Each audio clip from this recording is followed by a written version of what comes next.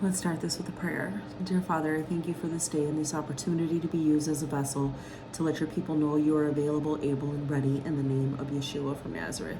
Amen. The word is coming from Isaiah 14:24 through 27 in the Message. It says, God of the angel army speaks. Exactly as I planned it will happen. Following my blueprints, it will take shape. I will shatter the Assyrian who trespasses my land and stomp him into the dirt on my mountains. I will ban his taking and making of slaves and lift the weight of oppression from all shoulders. This is the plan for the whole earth, and this is the hand that will do it. Reaching into every nation, God of the angel armies has planned it. Who could ever cancel such plans? This is the hand that's reached out. Who could brush it aside?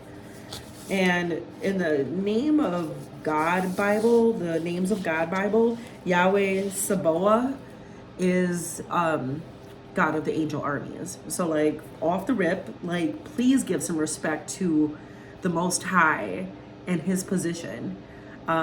Fighting for his people, doing everything that he could possibly do, standing up for them even when they're not right. Like there's nobody like the Most High.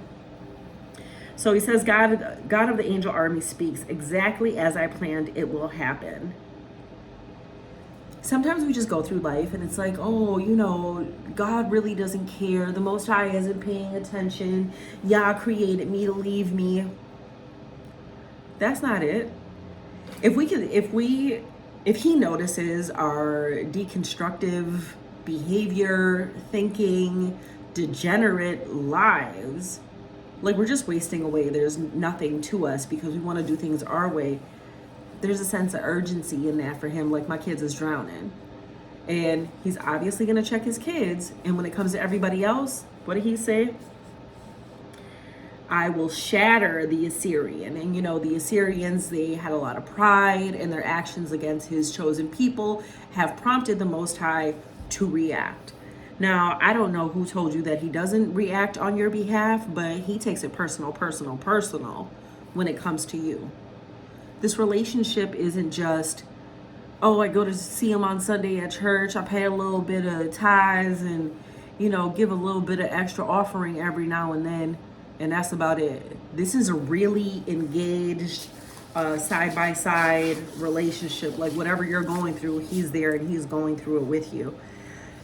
He says, I will shatter the Assyrian who trespasses my land. Now, mind you, everything on this planet is the Most High's.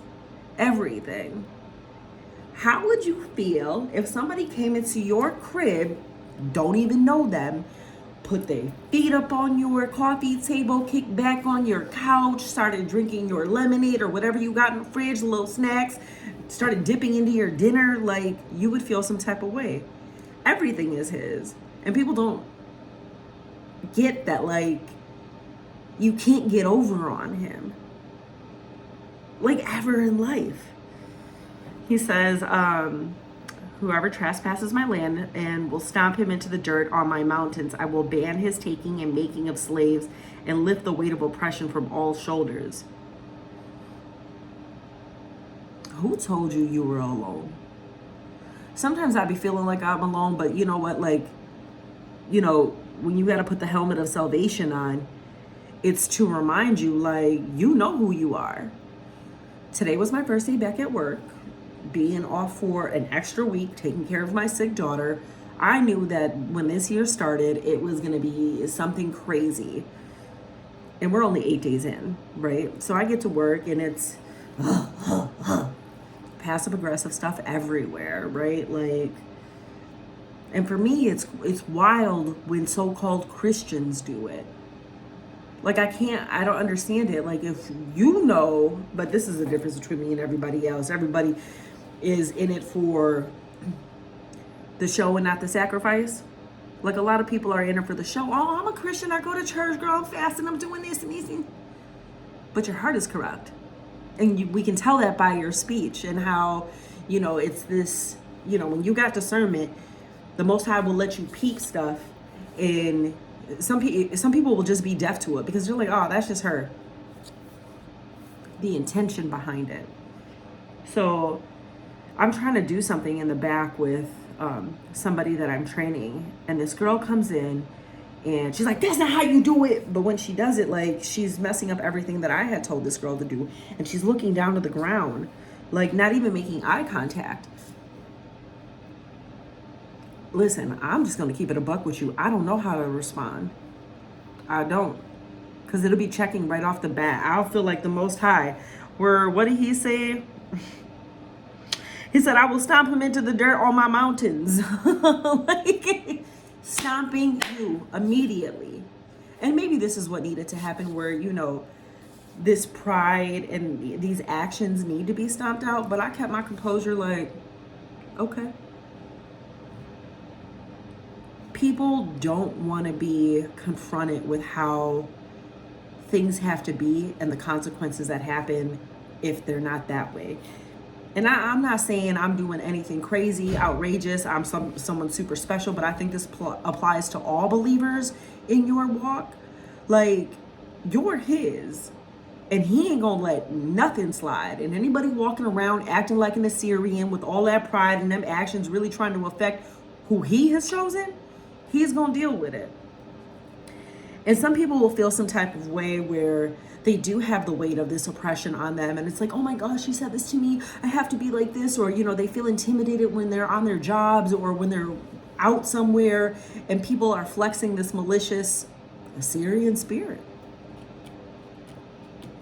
He said, this is the plan for the whole earth. And this is the hand that will do it. Everybody. He is extending this to everybody. You want to be a part of my family? You want to be adopted into this kingdom? Come holla at me. And these are some of the things that come along with this adoption. It's a guarantee that he's never going to leave you alone. It's a guarantee that he's going to go ahead of you. It's a guarantee that he's going to fight because it's in his name. It's God of the angel armies, Yahweh Sabaoth. Hope I'm saying that right. He said, this is the hand that will do it, reaching into every nation. God of the angel armies has planned it. I know right now it's really popular to be a part of cancel culture.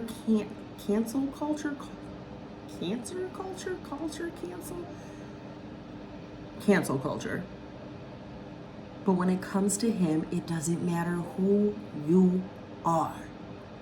You cannot cancel a plan. You cannot brush his hand to the side when he has his hand on somebody. So I hope that when you're listening to this message, it gives you some encouragement, like, oh, he's really going hard for me. It's going to be members of your own household that hate you. This is where the hate comes from first, and then outside. But his plan is to save everybody. But everybody don't want to be saved.